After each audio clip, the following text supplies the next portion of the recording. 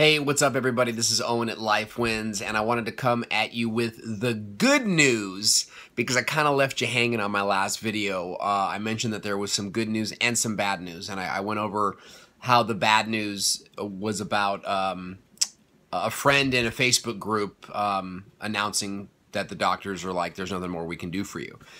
You know, and if you didn't watch that video, I'd say go back and watch it because I had some really strong opinions on what doctors, you know, how doctors should handle that situation. So you can check that out on, you know, if you want. But I want to go into the good news because it's so nice to feel, see the light at the end of the tunnel. But I had a baseline scan, or not a baseline scan. I had another CT scan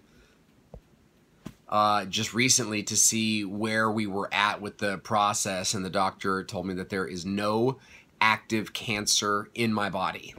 He told me that the tumor didn't even absorb the glucose mixture that they injected into me for the PET scan. So that is super exciting. It means that the tumor's dead.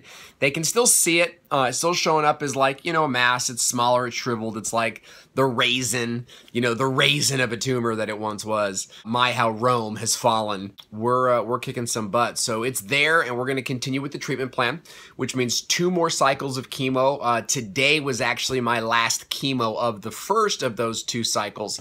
So I only have 1 cycle left, plus I get a neulasta shot tomorrow, which is not technically chemo, but reparative for, you know, from chemo. So, super excited. You know, I still have my port, and I'll have my port for some time, probably, because I have to do radiation therapy, and radiation is going to zap away the remaining, tumor that's inside me. I'm expecting, I got to be at the doctor's every day for 6 weeks, for half an hour, something like that. But, it's going to be a drive, and that's going to be a challenge, and obviously my schedule will change, and that's going to be annoying. But we're almost done with chemo, you know, and that is a joy. And I needed to do this video now while I can still talk about it before the steroids really kick in, because when the steroids kick in, I get super emotional. And everything is really raw, you know what I mean? So I want to be able to get through a video without, you know, sobbing like I did last week. So anyway, I want to thank you guys all for supporting me with your donations, your time, just watching my videos, your prayers. That's more of your time. And just allowing me to be a part of your experience online. I've met so many of you just because someone shared my video. And it does so much to me to know that that people are out there paying attention. One of my nurses said that the people that suffer more through chemotherapy are people without strong support systems.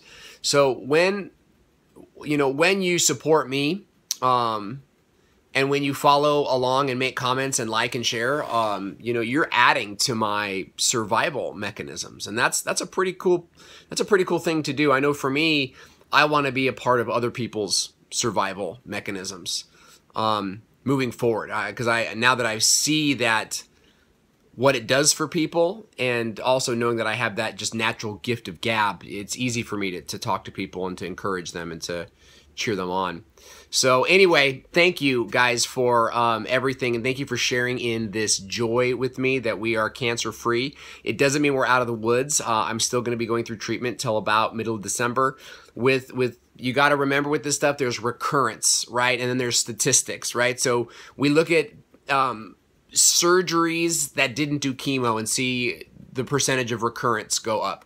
Then we see people that got the surgery, did the chemo, and then had resurgence maybe 15 years later, but it still came back. And then the people that do surgery and then chemo and radiation therapy, my doctor said it's like 80% chance it won't come back at that level of treatment. So that's the level of treatment that we want to go.